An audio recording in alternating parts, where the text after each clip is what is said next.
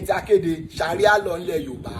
are enlisted to flog other women in this Sharia-ruled province. I'm in Aceh, the Sharia province of Indonesia, and I'm here to meet the women floggers. These people have gathered to witness the flogging or beating of several men and a woman accused of violating Sharia or Islamic law. Aceh is Indonesia's only province where this happens. Most of the witnesses here are men. Flogging is mostly done on men by men. But it's becoming more common to see women floggers being appointed by the police to discipline young women for crimes against morality. This young woman, whose identity is hidden, was accused of hanging out with a man who is not her husband, a crime under the Sharia law.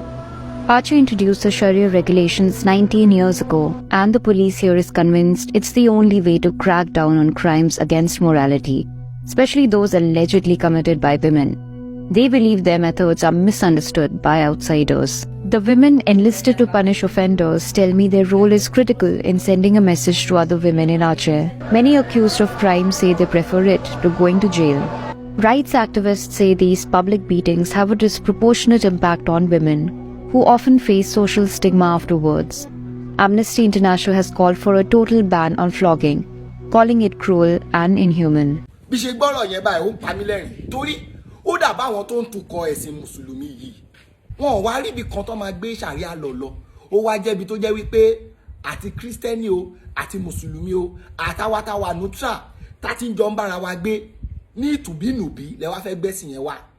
ṣé mọ̀ wípé ẹ ti fail tó wáyé pé before káwa irú àwọn àbáyé tó bẹ̀rẹ̀ sí ní jáde lẹ ti gbẹ́sìn yẹn wá lẹ ti gbé ṣàríà lọ yẹn wá ó ṣeé ṣe káwọn èèyàn ti tẹ́wọ́ gbà á but Ọlọ́run tó mọ̀ wípé nǹkan báyìí máa ṣẹlẹ̀ lọ́jọ́ iwájú lọ́lọ́run ti ń jẹ́ káwa máa raise alarm látọjọ́ tó ti pẹ́ pé nǹkan táwọn people ìfẹ́ ṣe lélẹ̀ sílẹ̀ wa ẹ̀yin ò ṣe gbogbo ẹ̀ tẹ́ wà ní ìdí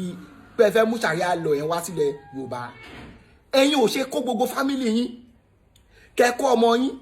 kẹ́kọ́ ìyàwó yín kẹ́kọ́ òbí yín kẹ́ wá gba inú igbó kan lọ èmi ò tẹ̀ fẹ́ mọ̀ bọ̀ kó má ṣàjẹ́ ilẹ̀ Yorùbá kẹ́kọ́ gbogbo family yín kẹ́kọ́ wọn gba inú igbó lọ kí wá lọ máa practice ṣàríà lọ yẹn bẹ̀ kò sẹ́nibọ́dì tó máa mú yín sí. tí òfin tó bá ń ṣe ló bá tẹ́ yín lọ́rùn. tí òfin táwọn bá ń lò nílẹ̀ wà tó bá tẹ́ yín lọ́rùn ẹ gbanú gbó lọ ẹ lọ máa practice ẹ.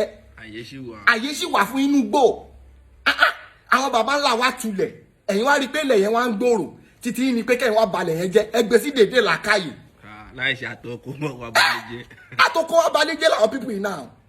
kọ́ sọ ibi tí wọ́n ti practice ṣàríà lọ tí ìlú bẹ̀ tòrò èèyàn jí kan ẹ̀yin béèrè pé bóyá ó jí lóòótọ́ àbí kò jí nǹkan tó wọ́n wí wọ́n pé ẹ̀kọ́ máa mọ́wọ́ ẹ̀ máa gé fẹ́wú tẹ bá sọ pé ọwọ́ èèyàn ń yìn gé ẹ̀yin lẹ́kẹ́ kẹ́ sọ fún wa nàá ká fún yín lába tí ọkọ̀ tó ti pa màálù. ṣàríà lọ kọ ṣìǹkẹ́lẹ́ lọ ni àwọn kan máa wà dájú pé wọ́n ti gbé kan ó ti orí ẹlòmíì ti ṣova eating kò ní mọ̀kan tó tọ̀nà pẹ̀lú gbogbo nǹkan tó ń jà wá ní Nàìjíríà the only thing tẹ́yìn lè propose òun ni ṣàríà lọ nǹkan ṣe rí at times àwọn ìjọba Nàìjíríà kò yẹ pé bí mo fẹ́ kọ́ nǹkan tẹ̀lé ṣe àwọn èèyàn báyìí kò ń wọ̀n lẹ́tọ̀ọ́ láti máa gbé láàrin wa torí nǹkan tó ń tẹ̀ láti sọ fún yín ni wípé nǹkan tá à ń practice yìí o nǹkan tẹ̀ ń darí wa lé lórí o ẹ ò ṣe dáadáa táwọn bá gbé ṣàríà lọ wá ìyẹn gangan ló máa kọ́ yín bẹ́ẹ̀ máa ṣètò ìlú nǹkan tó ń tẹ̀ láti sọ nìyẹn náà nítorí ìlú tó bá sí òfin ẹ̀ṣẹ̀ ò sí náà àti ní òfin tó ń gáàjì wa kí ni ìtumọ̀ ṣàríà lọ bí wípé gbogbo àtàgbé ilẹ̀ Yorùbá yìí Muslim gbogbo wa nǹkan tá a máa ń sọ nìyẹn torí àtàyè fẹ́ máa kẹ́ àwọn akéde Muslim kan ló máa ń bá wí wọ́n máa ń bá Muslim wí nítorí pé àwọn gọ́gọ́ làṣejù wọ́n pọ̀ jù wọ́n máa ń bẹ́ẹ̀ lẹ́ẹ̀dẹ́pẹ̀dẹ́ wọ́n dẹ̀ máa mọ líle ju líle lọ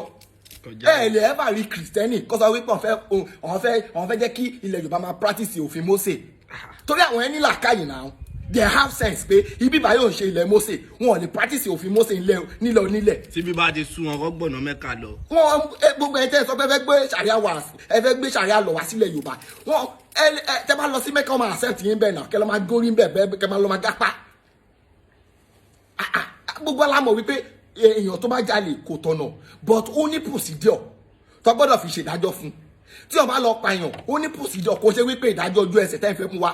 àìmọ̀ ìta bá ní ká máa ṣe ṣàríà lọ bẹ́ẹ̀ àìmọ̀ ìlú aláìṣẹ̀ tá máa pamọ́ nǹkan tó ṣe. Thank God fún Ọ̀yọ́ government pé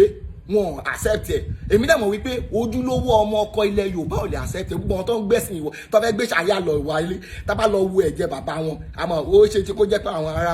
òkè ọya ló fún ìyá wọn lóyún torí náà ẹ mọ̀ pé àwọn ń gbé nǹkan ilé wọn lárugẹ ni ẹlòmíì gbogbo yóò gbéyàn tó sọ Yorùbá tó ń jẹ́ orúkọ Yorùbá ni Yorùbá táwa bẹ̀rẹ̀ sí ní trace ẹ̀jẹ̀ wọn majority wọn àtòkè ọya lọ ti wá ẹ fẹ́ practice Sharia law tó ń practice làgbólé yín ó ṣe kó gbogbo ọmọ àtìyàwó ẹ kẹ lọ sínú igbó kẹ lọ máa gé orí ara yín bẹ káwọ ẹni tó máa kú láàrin yín. wọ́n dẹ̀ máa ṣòfin. ẹ máa ṣòfin bẹ̀ ta ló máa sọ fún ìlú tó ti ń tòrò Yorùbá ti lọ́wọ́ bọ́ ní agboolé tó máa ń tòrò ìlú tó máa ń tòrò ọmọ alẹ́ ibẹ̀ hàn tí ìdàgbà ni òun kẹ̀ ló ti ń yọjú wọn. wọ́n ìdàgbà ni. Sharia law òun ló Sharia law da làwọn tó ní Sharia law tó ń tẹ̀ láti filẹ̀ tó fẹ́ embrace àwọn European law ẹgbẹ́ sí dèdè làkàyè akéde tí ń lọ. akéde Oòduà.